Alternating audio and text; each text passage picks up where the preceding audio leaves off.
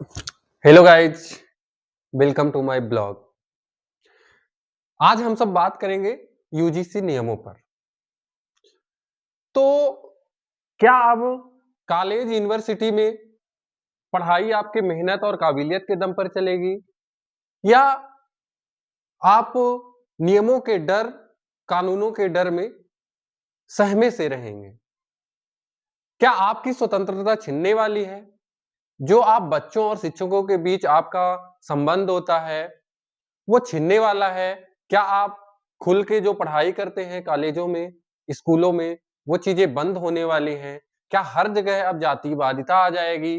क्या हर जगह आपको जातिवादिता के रूप में बाँट दिया जाएगा कि वो छोटे हैं, वो बड़े हैं, हम बड़े हैं, वो छोटे हैं? क्या इस प्रकार के ऐसे नियम लाने हमारे लिए सही रहेंगे? क्या सरकार हमारे साथ ये सही कर रही है कि नहीं कर रही है? आज इन सब बातों के बीच में हम चर्चा करेंगे।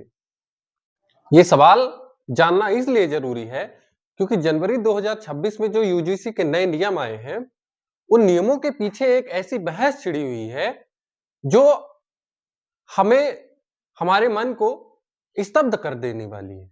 ये सवाल जानना आज इसलिए ज़रूरी है, क्योंकि जनवरी 2026 में यूजीसी के जो नए नियम आए हैं, उसमें एक ऐसी बहस छिड़ी हुई है, जिसे हम नज़रअंदाज नहीं कर सकते। मोदी सरकार का दावा है कि हम यूनिवर्सिटी कैंपस को भेदभाव मुक्त कर रहे हैं।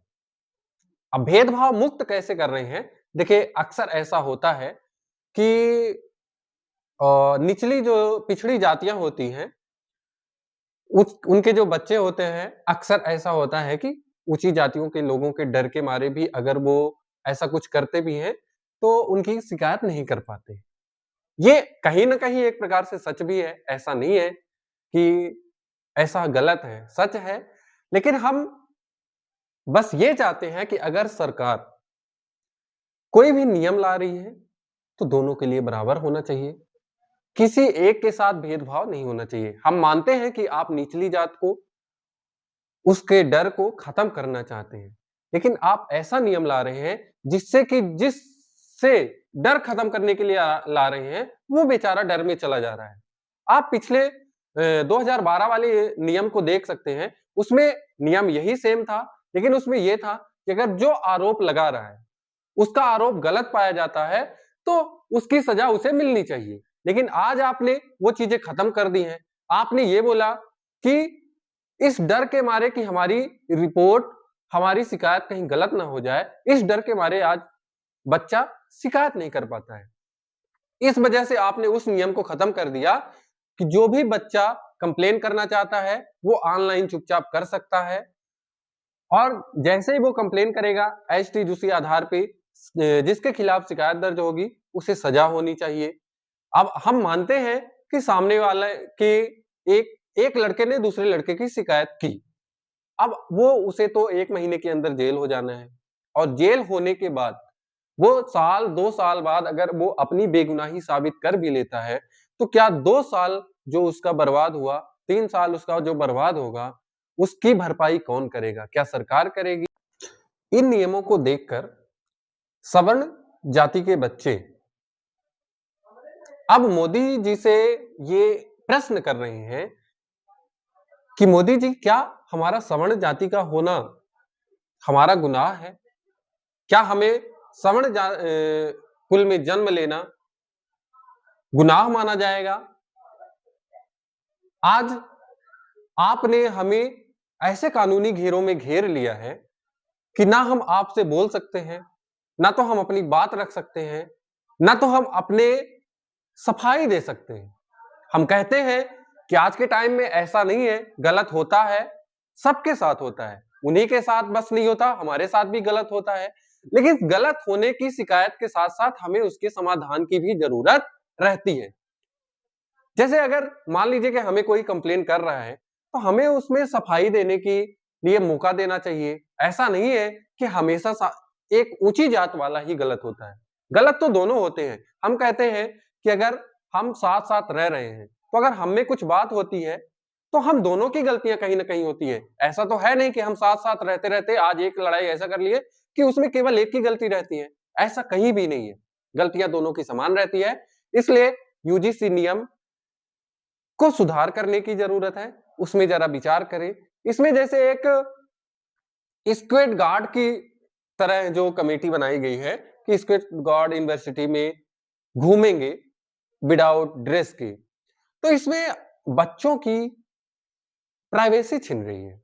हम कहते हैं कि स्कूल कॉलेज में बच्चे खुलकर जीना चाहते हैं, खुलकर सीखना चाहते हैं, खुलकर आपस में बात करना चाहते हैं, और उनके बीच में अगर कोई, इसे हम जासूस ही कह सकते हैं कि जासूस टाइप का रह के उनकी बातों को सुने, उनकी बातों को गौर करे, उनकी क्रियाकलापों को गौर करे, तो वहां पे कैसे अपने आप को कंफर्ट फील कर पाएंगे? या आप कोई भी हो, अगर वो कहीं पे जा रहा है, आ रहा है, उसके पीछे लोग लगे हुए हैं, तो क्या वो अपने आप को कंफर्ट फील कर पाएगा? फिर क्या यूनिवर्सिटी में, कॉलेजों में कोई भी टीचर किसी बच्चे को उसके गलत के लिए, उसे पढ़ने के लिए क्या कभी बोल पाएंगे? नहीं बोल पाएंगे। उन्हें डर रहेगा कि कहीं ये हमारी बातें जातीयता पे ना आ जाए, कहीं उसका जातीय अपमान ना हो जाए। क्या बच्चों का आपस में मजाक करना भी अब बंद हो जाएगा? अगर आप जासूस ऐसे लगाए रहेंगे, तो बच्चे आपस में भी मजाक नहीं कर पाएंगे, क्योंकि मजाक तो ऐसे ही बच्चे करते हैं, खुल के करते हैं, तो उसको भी आप जातीयता के रूप में देख लेंगे, तो बच्चे मजाक भी नहीं कर पाएंगे। अतः सरकार को ये सारे पक्ष देखना चाहिए, नियम लाने चाहिए। नियम गलत नहीं होते हैं, पर नियम आप दोनों पक्षों को देख के लाएं। सबको समानता के लिए अगर चीजें ला रहे हैं, तो सबको समान करने के लिए नियम लाएं। ऐसा नहीं है कि एक वर्ग को ऊपर उठाने के लिए दूसरे को ऐसा दबा दिया जाए कि वो सामने वाला पूरा नीचे ही दबा रह जाए। हमारा सरकार से निवेदन है कि यूजीसी नियम पर विचार करें, और इनमें कई सारे पॉइंट्स हैं जिनमें सुधार करने की जरूरत है, उसमें सुधार करें, ताकि हमारे बच्चों का भविष्य सही हो सके और हम सब एक समानता के साथ आगे बढ़ सके। जातीयता को बढ़ावा ना दे। हम हिंदू हैं, हमें हिंदू ही रहने दे। जय श्री राम। धन्यवाद। आप सबको वीडियो पूरा देखना है। अच्छा लगे तो लाइक जरूर कर देना है, बुरा लगे तो कमेंट जरूर करके बताना है कि वीडियो में क्या बुराई है, हमारी बातों में क्या गलती है, उसको जरूर बताना है, ताकि हम आगे वीडियो में सुधार जरूर कर सकें।